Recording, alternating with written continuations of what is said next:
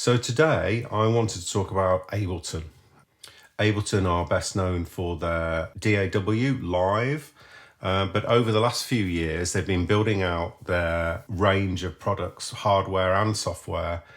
Their latest product, which is called Move, is a hardware groove box and controller for live. So in this video I want to go through my journey with live, look at their product range, and then think about what I might like to do with Ableton products in the future, and to use that experience to suggest a number of starter setups with different hardware for different types of musicians who want to work in different ways. So if you're a musician who already uses live, but you're unsure of the range of products that Ableton offers now and the price points of all of those, or if you're a musician who is interested in getting into this whole Ableton world, then this video will be useful for you. There are loads of great sequencers that have been around for a very long time or are new to the market, all sorts of different products. And I'm not saying that Ableton is better than any of those. It's just an interesting time for Ableton products, and I have used it as my main music software for the last 10 years. So that's why I'm talking about it here. So my own history with using sequencers and music software goes back to about 1990. I initially started by using software on the Atari ST. And the software that I used on the ST was Notator and Creator, which are the forerunners to Logic Audio and sequencing tone generators. This is a long time before Ableton existed. Ableton Live was first available in 2001. And so this is a good 10 years before that.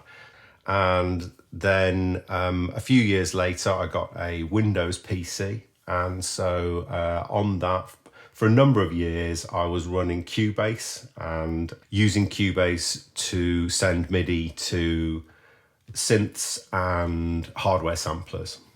So that was my history before Ableton of sequencers. And then I had a break from music for quite a while. And when I came back to music, it was 2015.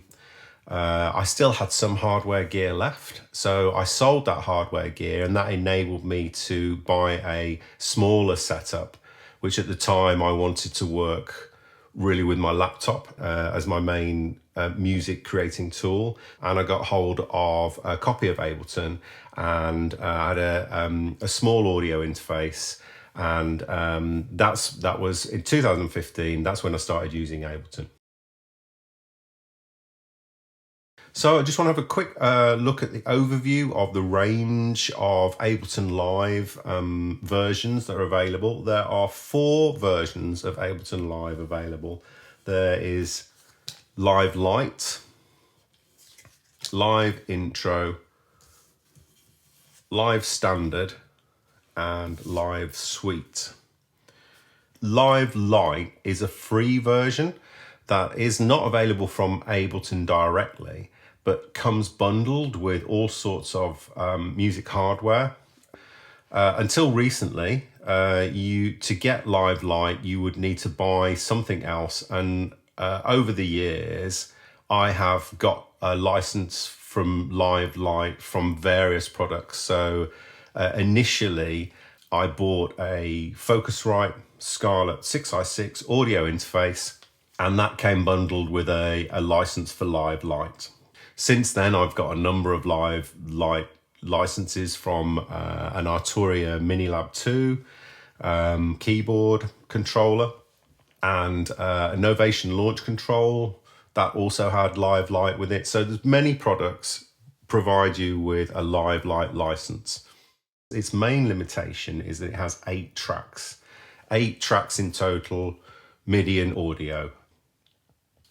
Then if you want to upgrade your free version, there are these 3 versions that exist on the Ableton site. So you can go there with your Live Lite license, and they will give you upgrade prices for these 3 versions.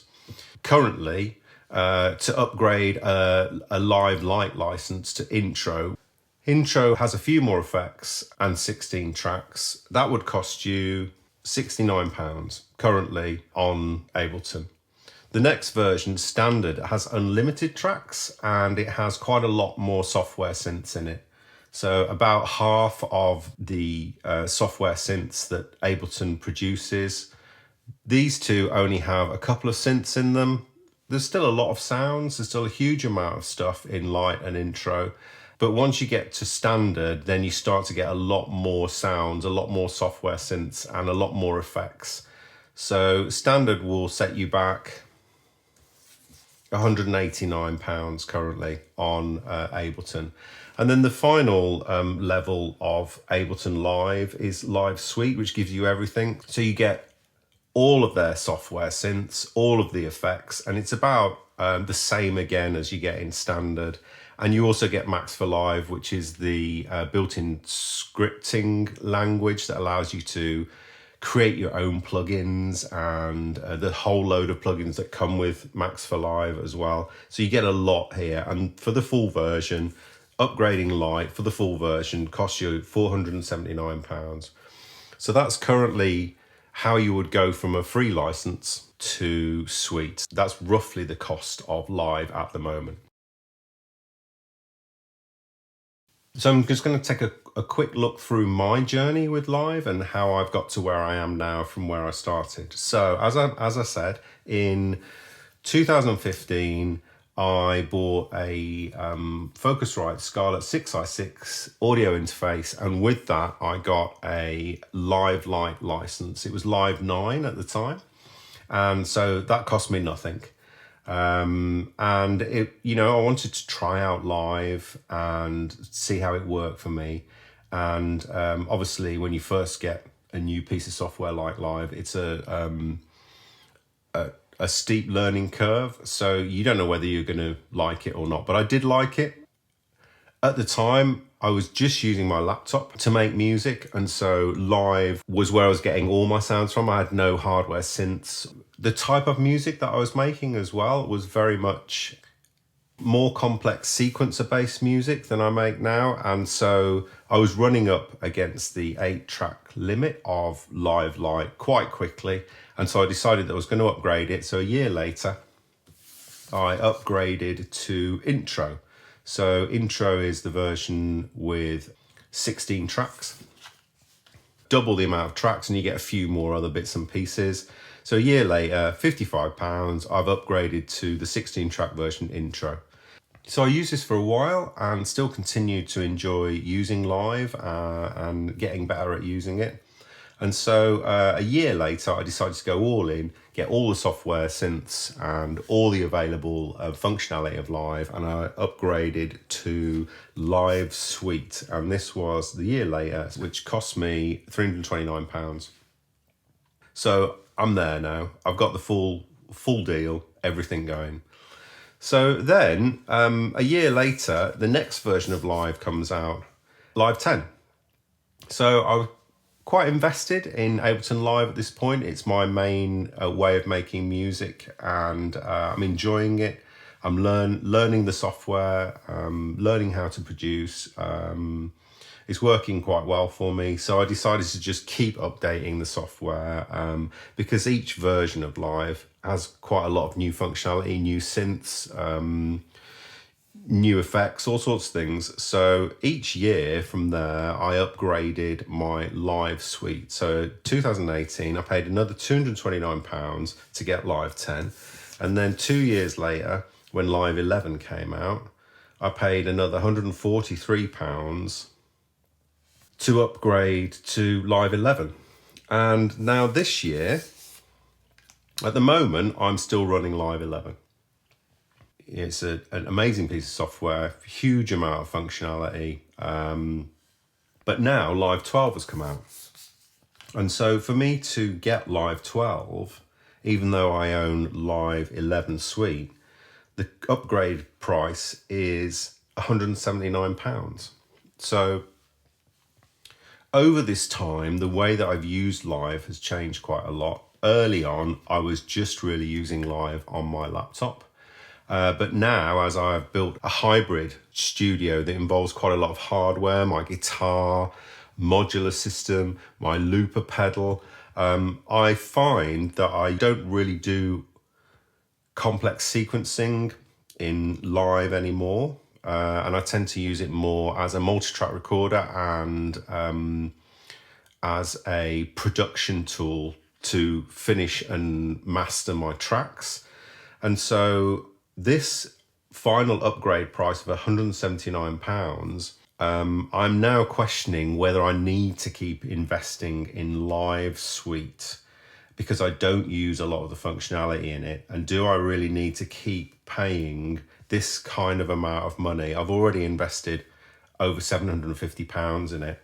Do I need to keep upgrading it? Or are there any other options that are available to me in the Ableton ecosystem that would still work for me in my current workflow, but where I could invest this money in a more interesting way? So that's where I'm at the moment. That's my journey through Live. And I haven't upgraded to 12 yet because it would cost me £179. So now I'm going to talk a bit about the other products that Ableton make that surround their DAW Live. So a few years ago, they started to make a controller for Live, which is called Push. And the first version of Push that came out is quite a large controller. It's quite heavy. It's a significant piece of gear.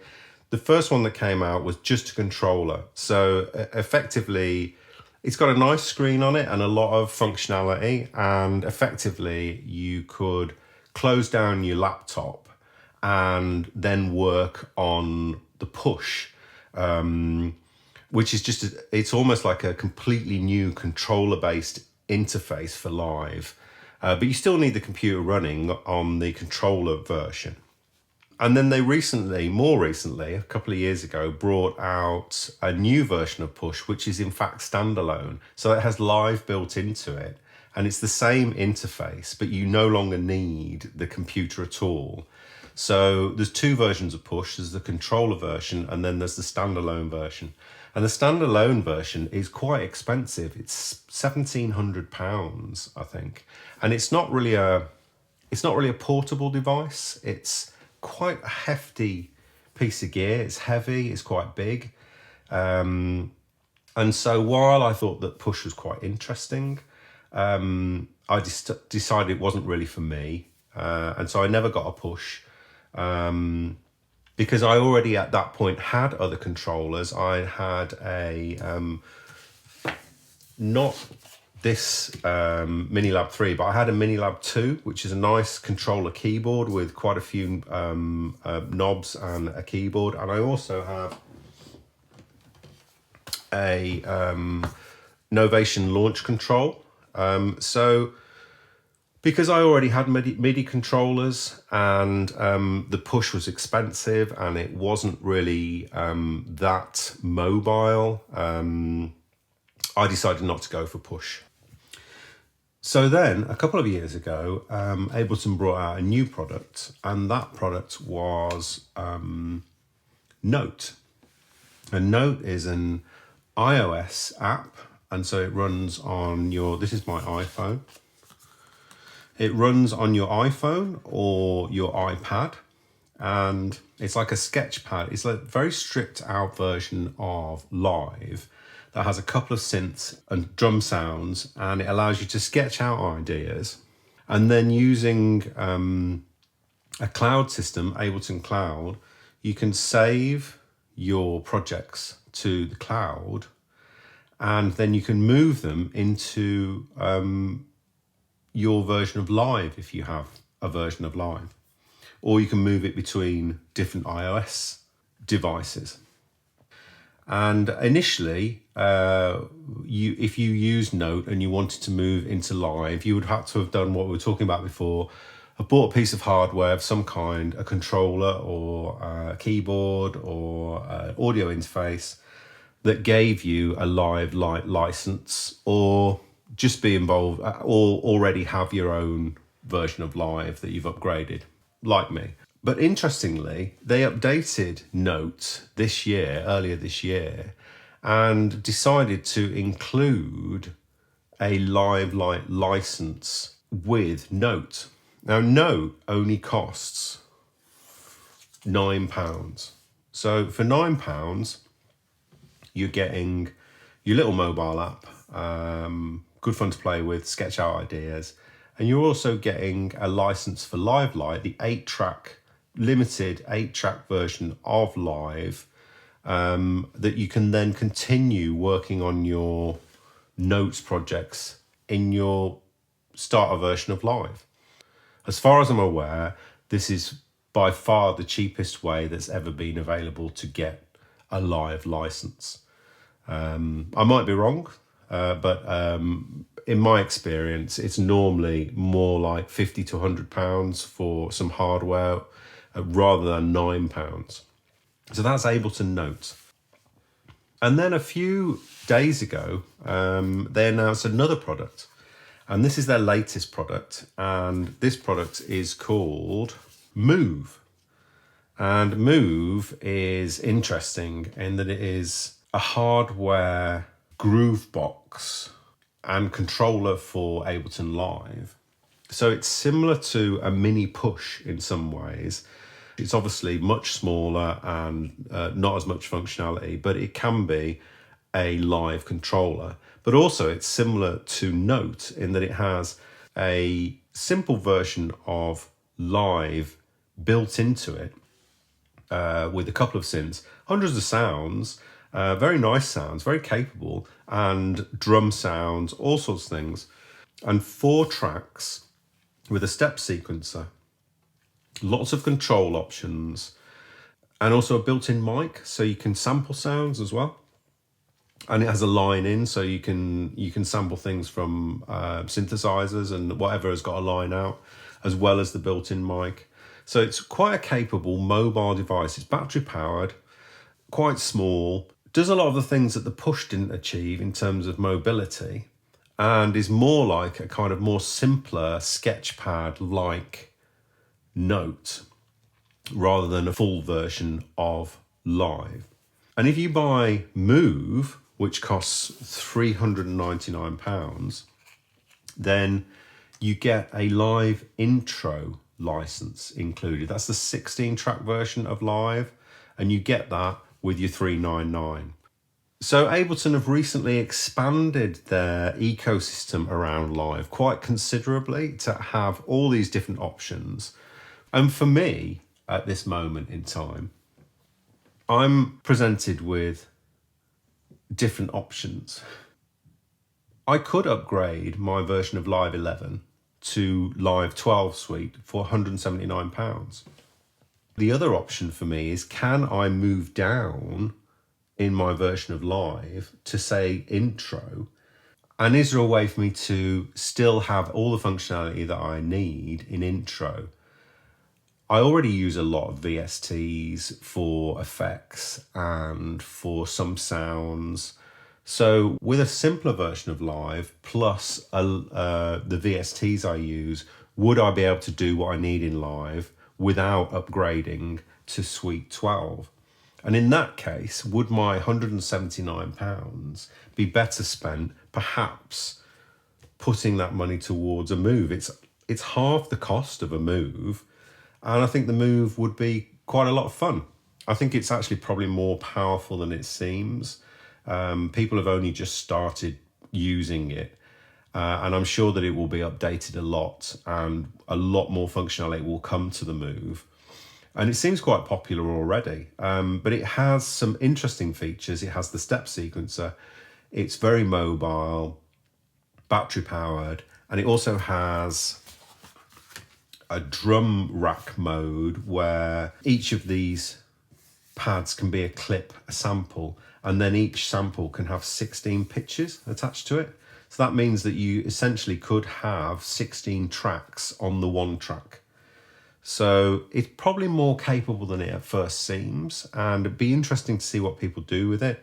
And I would definitely like to have a play with it.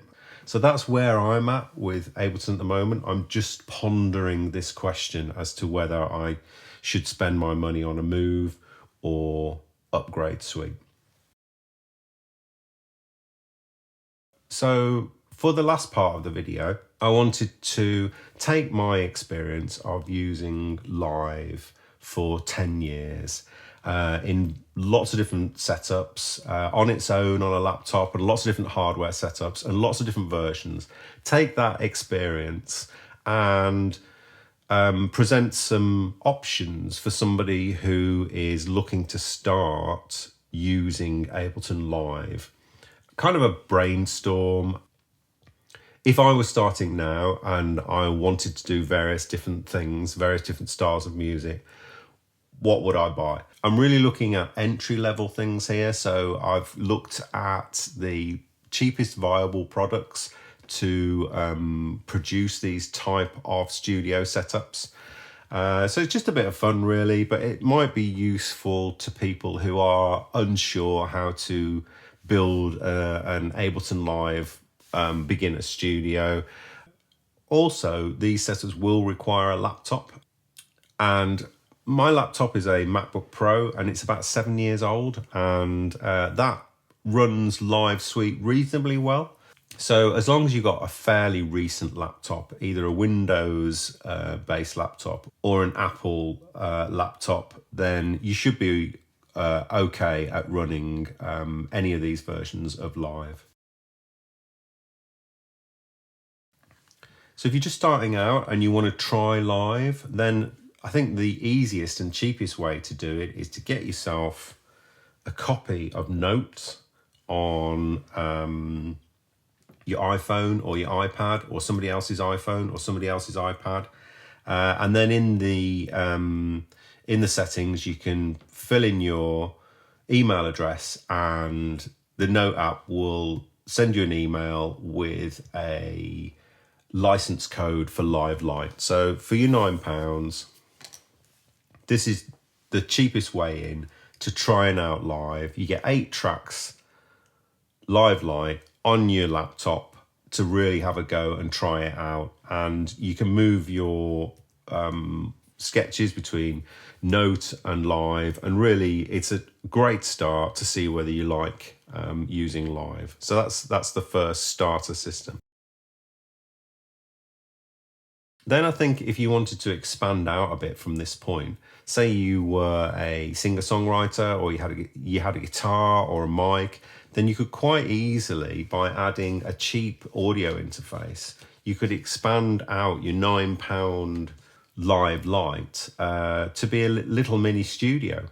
And so I had a quick look at types of very cheap audio interfaces you can get, and I came up with this guy, which is the Behringer Euphoria interface, a UM2. This is I think their cheapest audio interface for computers, and that gives you 2 channels. You can put a mic in, and then you've got another input for a guitar or a synth, and this costs just £33. So for a total of £42, you're getting your Live Lite and a little audio interface. And so that's like a mini studio, which is pretty incredible, really. I know that some people are not fans of Behringer, and because they essentially rip off more expensive gear and produce their own versions of it, which is true. And but they also produce very cheap and pretty reliable starter equipment. Over the years, I've had a couple of Behringer mixers, and they've been fine. And so whatever you feel about how Behringer go about their business, that's maybe for another time.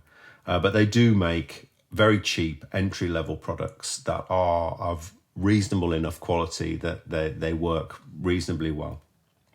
That's your starter £9. This is your mini studio, £42. So the next version, if you weren't interested in mics, keyboards, and you're more interested in the sequencing side of things, you could add a controller to Live. And in the past, I've owned not this one, I owned the Mini Lab 2, which is it's a great little controller. It gives you a nice little keyboard and quite a lot of controls to control live. And it also comes with a license for Light anyway. So you don't need your license from Move. You can just buy a controller like this. And currently this is £79. So if you get yourself a Mini Lab 3, you get your Live Light license.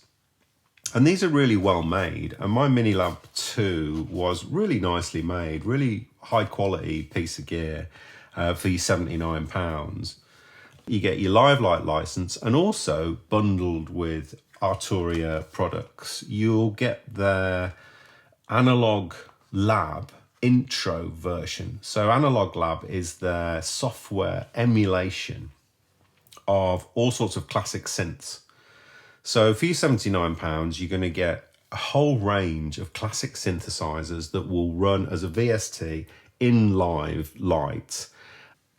Some of the Arturia VSTs, my 7-year-old MacBook Pro isn't too keen on them. They are perhaps a bit power hungry for my old computer. So be aware of that you do need a reasonably good laptop to run some of the Arturia VSTs. The Analog Lab runs fine on my 7-year-old MacBook Pro.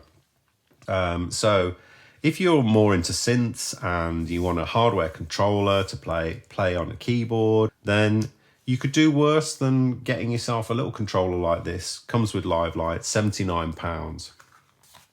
So that's your third setup.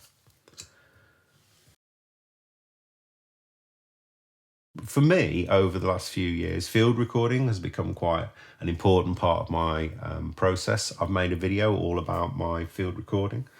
And so I thought for this next setup, I'd look at someone who was interested in field recording and bringing field recordings into Live to manipulate and work with. So the idea here is that your field recorder is also the audio interface, which is a very useful thing to have. I've currently got a Zoom F3, which is here, recording the audio for this video at the moment. And the Zoom F3 is a 2-track field recorder that also works as an audio interface. Zoom have just brought out a new range of cheaper field recorders, and if you had no mics, then you could get the new Zoom H4 Essential field recorder, which is a 2-track field recorder with built-in mics.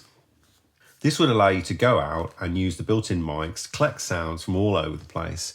And then you've also got a 2-track audio interface that you can, if you want to connect synths, guitars, mics to your computer to record things, you can do. And then you'll need a license for Live. And so you can get your £9 license. And then this Zoom H4 Essential with its built-in microphones is £169. So as a starter field recordist, you'd be able to go out and about collecting sounds with these built-in mics and then bringing them back into the studio. And you'd also have a nice little studio interface for interfacing other gear, microphones, keyboards, guitars. So that's the beginner field recordist kind of setup you could go for, and that would cost you £178. The other thing to mention about the Zoom Essential range is they're all 32-bit float recorders now, which is great. You get a lot more headroom. The preamps are apparently not as good as in the more expensive F range, like the F3 that I own, but you would expect that. This is an entry-level product, and for most people, the preamps in these are going to be fine, and the microphones will be probably very usable to a lot of people.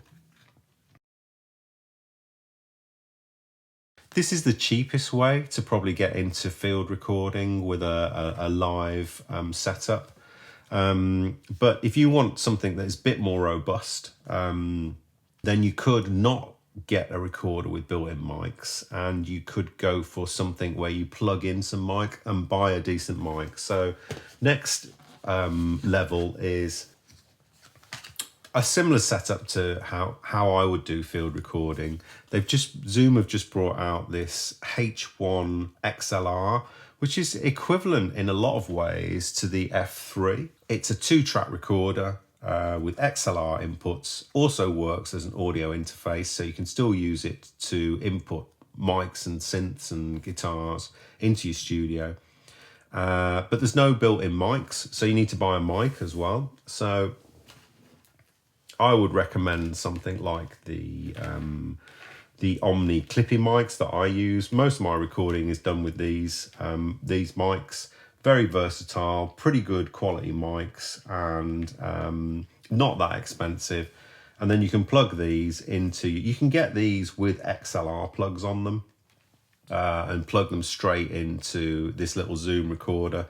You go out and about, you get yourself a tripod, a whole setup, go out and about, record high quality sounds, bring them back, and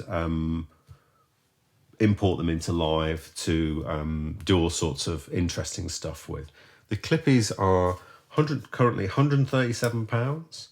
The Zoom H1 XLR is £139, and then your Live Light license through Note is £9. So this is a slightly more capable and more expensive field recording mini studio setup. Total cost would be £285.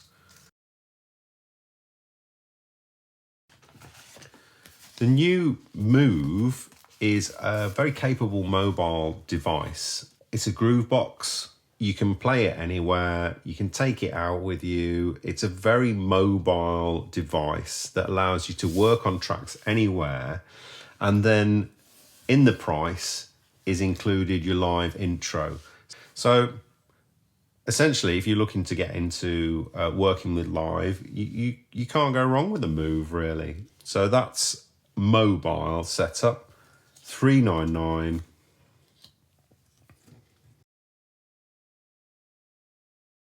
And then as a final kind of idea, this is the full setup that you could go for. You've got your Move for $399, your mobile setup, and then your Zoom H1 and your Clippy mics.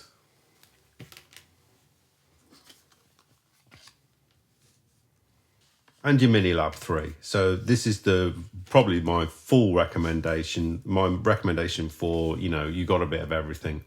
You can go out field recording with some decent quality mics with your H1 XLR. You've got a great little groove box with live built in, lots of stuff to play with here, and you can also sample on this.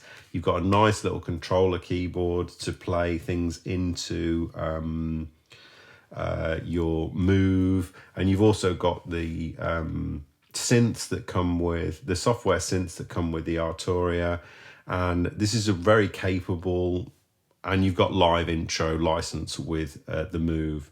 This is a very capable setup, and the overall cost for that is £754. So this is, costing you quite a bit of money, but when you think about it, this is a complete studio. A good starter studio there for £750 working around live intro.